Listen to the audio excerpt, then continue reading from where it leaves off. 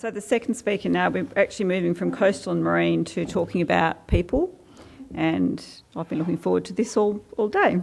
So Nicole Hodgson is a project officer with Green Skills and also a lecturer in sustainability at Murdoch University, and she's going to talk about what does this mean for communities in the South Coast region.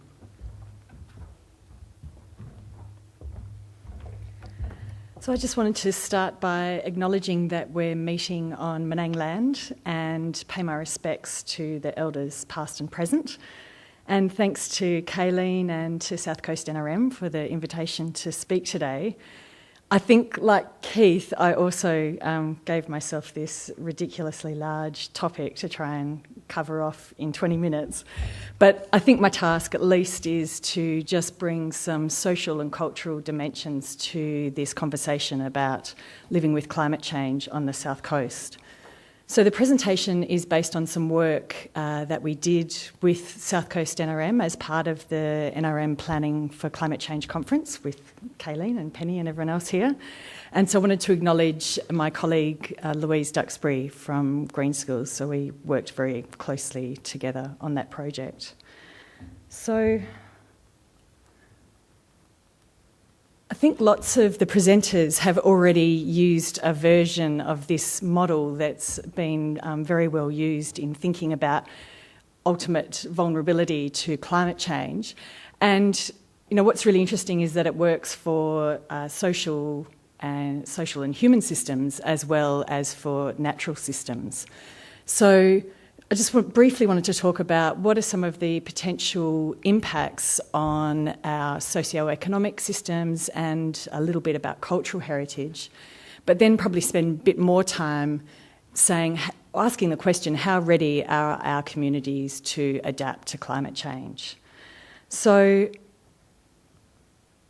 if we've heard quite a bit about some of the potential impacts on physical systems, and some of those economic sectors where they are particularly vulnerable to climate change, whether that's agriculture or fisheries, as we've just heard. When it comes to taking that down sort of the next level and asking what are the impacts on our human systems, Will Steffen, who in writing a report with colleagues at the Climate Council, talked about climate change as a threat multiplier. So if you think about recognise that rural communities already face so many challenges of economic shifts, global and local, demographic shifts, differences in access to infrastructure and services. We've heard a lot about water and possible competition over water in the future. The ongoing degradation of landscapes. So then climate change comes in on top of that as potentially exacerbating all of the traditional challenges that rural communities have faced. But just quickly, I'll just talk about a few of the specific impacts that we might see, and it's at a fairly broad level. We don't really have that information specifically at our regional level, so you just have to use your imagination to think what the implications might be in this region. So thinking about our local economies, and I'll talk a bit more about this in terms of adaptive capacity, how ready are our economies in this region to adapt to climate variability and to changing climate circumstances? Tourism, and this is an area where we've also done a bit of work with Keith and Gondwana Link in trying to really enhance tourism based on biodiversity and cultural values in the South Coast region. So we know that tourists come to the southwest of WA looking for natural and cultural experiences, and if climate change is impacting on the integrity of those experiences, what impact is that going to have on that part of our economic system? Then there's infrastructure, and I think if there's local government representatives here today, they're probably looking closely at what a changing climate is going to mean for a whole range of infrastructure, whether that's built infrastructure, then utilities. We've obviously heard about water, there's likely a forecast in demand for peak electricity as well. So there's lots of infrastructure implications there. And then when it comes to inequality and disadvantage, it's complicated. I just wanted to show that complicated system from a recent report from the Australian Academy of Sciences, where they've tried to analyse it in a bit of a systems way, what might be some of the impacts of climate change on inequality and disadvantage.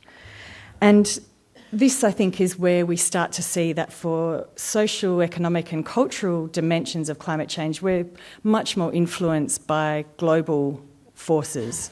So, if we're talking about a situation where, winners and losers globally, socially, are obviously the poorest people, and we're already starting to see lots of displaced people, how are we going to respond to that? We've already done a pretty good job, it would seem, at being a fortress in Australia, but, is that going to continue in the future? So public health and the impacts of climate change on health is an area that has received a fair bit of attention. So obviously there's that impact of extreme weather events. There's quite a bit of information about the likely spread of disease and different kinds of disease moving into different parts of our community. Whether that last one and the impacts of flooding is going to be an issue for us down here with what we've heard about the likely impacts of rainfall, maybe not. But there's also that issue around the increase of mental health problems for people who are already doing it tough and facing greater variability, more uncertainty. There's suggestions that that will have some significant impacts on mental health. I'm not going to spend a lot of time on this one, and sorry, it's a lot of information there, but another paper that Green Skills did for South Coast NRM was on the impacts of climate change on cultural heritage.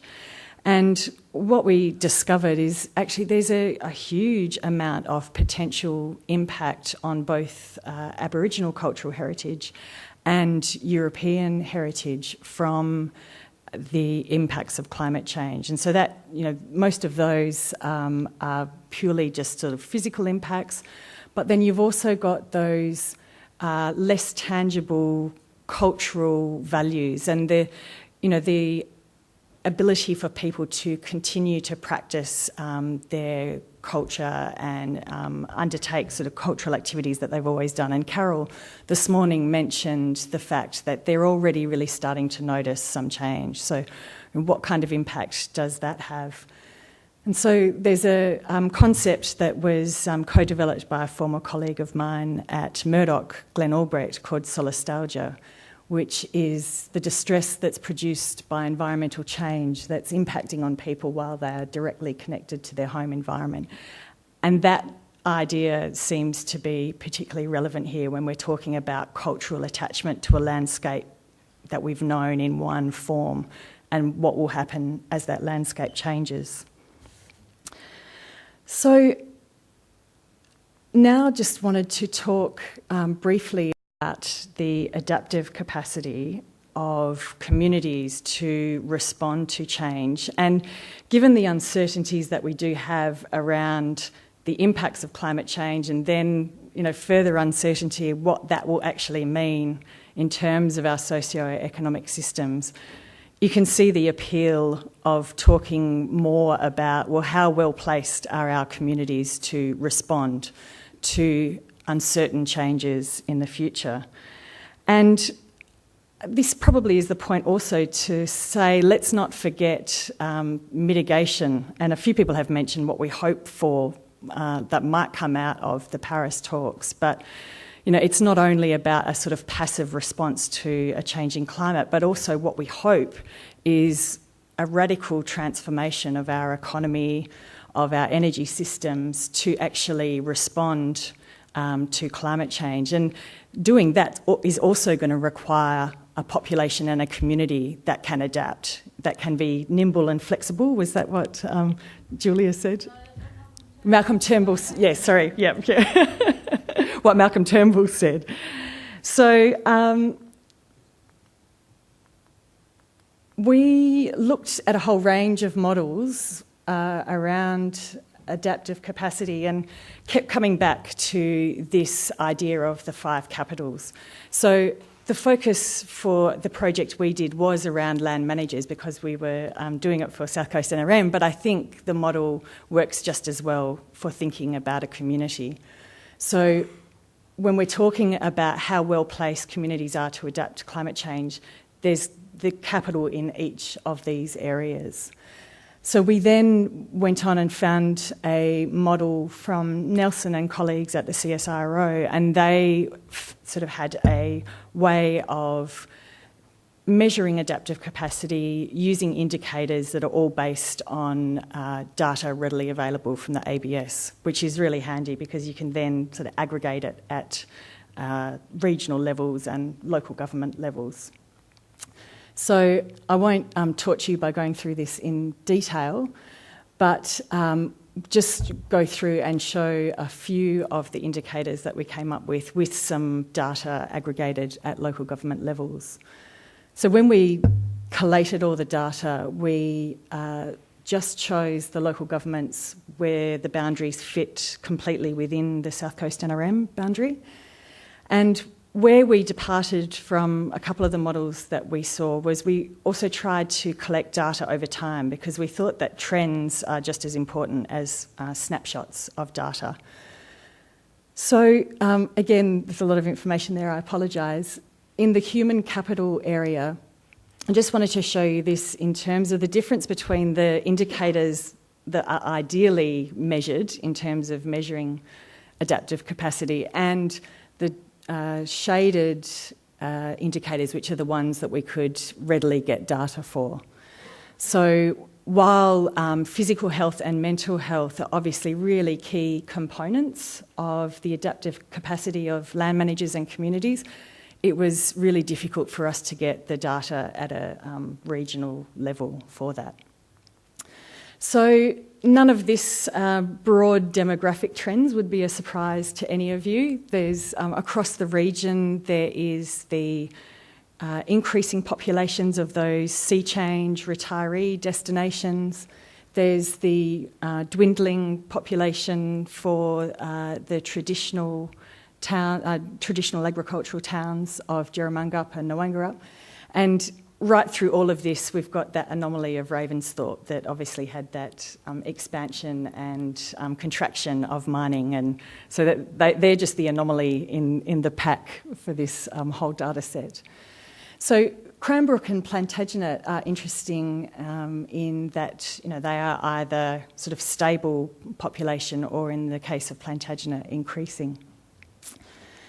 So one of the indicators that comes up in multiple models in terms of strengthening adaptive capacity is the ability for communities to retain young people.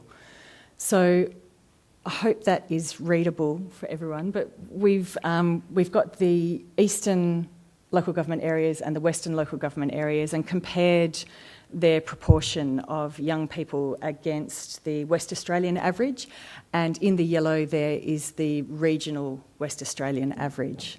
So as you can see, for quite a few of the areas, we're maybe not tracking that well in terms of retaining young people. Not surprising at all, given lack of educational opportunities and possibly employment opportunities. But in terms of this whole literature around adapting to climate change, age, and sorry to people who might be on the other side of this age, myself included, age is a bit of a predictor in terms of being open to change and innovation and being open to responding to climate change. So another really important indicator around human capital is the proportion of people with a post-school qualification. And as you can see there, the region actually does probably better there when we compare to regional West Australian averages. And again, this is important in terms of adaptation, both for being able to take on new information and respond to new information, but it also becomes a bit of an indicator of economic diversity and, having more economic opportunities within a community. So when it comes to social capital, anyone who's ever tried to do a bit of work in this area knows how notoriously difficult it is to try and quantify something that's as qualitative as social capital. Essentially we're looking for ways of measuring trust between people and, that different kinds of trusts that are obvious in a community. So all the gaps there of the unshaded indicators are where we couldn't find easy data to measure social capital. So we had to use a couple of proxies. One being voter turnout in local government elections, because that is that's our level of government where it's not compulsory to vote. And obviously this is a bit fraught. It could just be, a big local hot topic that's got everybody out to vote. But, trends over time for those elections that are contested in our region, there is turnout that is greater than the West Australian average. And, which does suggest higher levels of engagement with the democratic processes and therefore, some level of generalised trust in that process. Another proxy indicator is the proportion of people who undertake voluntary work. And you can see there that right across the region, people are well above the West Australian average. And what's really interesting is that, those towns, Noangarup and Jerramungup, that are facing such a dwindling population, yet have this huge proportion, over 40% of their communities are undertaking voluntary work. So just the last section we'll look at is financial capital. And again, looking at average taxable income is obviously another slightly fraught indicator in the sense that a lot of these communities have retirees who don't have a taxable income, and also people running businesses where they're reinvesting income. So it's not necessarily a great indicator, but one of the things is also just to look at trends, and you can see up there in the eastern local government areas where that trend does seem to be declining a little.